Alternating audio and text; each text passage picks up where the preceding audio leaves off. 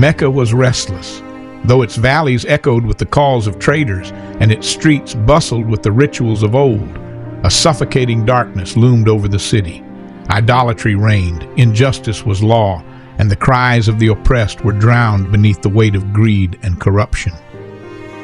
But high above, nestled in the solitude of a cave on Mount Hira, a man sought something beyond the world's illusions. For years, Muhammad had retreated here, away from the deafening noise of ignorance, turning instead toward the vast silence of the heavens. Each night he gazed upon the endless stars as if waiting for a call, a voice to break the stillness, a command from beyond. And then one night the heavens answered. A radiance unlike any before filled the cave, not one of fire or shadow, but of knowledge itself. It was the light of divine command carried by Gabriel. But there was no fear in the prophet's heart, no trembling, no confusion, for he was the embodiment of Nafs al-Mutma'inna, the soul at peace.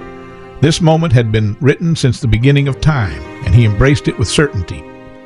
At the time of the descent of revelation, I heard an agonizing scream. I asked the prophet, "What is this?" He replied, "This is Satan, who has lost all hope of being worshipped. O Ali, you see all that I see and you hear all that I hear, except that you are not a prophet. But you are my minister, and you are surely on the path of virtue." Nahj al-Balagha, Sermon 192.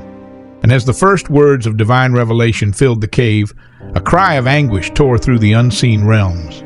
It was a sound of despair, of defeat, an agonizing wail from the one who had sworn to misguide humanity. Beyond the cave, Satan fell to his knees. His form, once veiled in arrogance, burned with a crimson glow, the color of jealousy, of hatred, of a mission lost forever.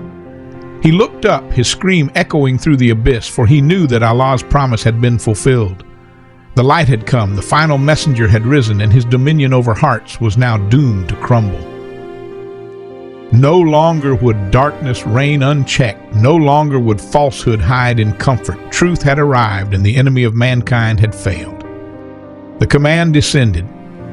Recite in the name of your Lord who created. But this was no ordinary recitation.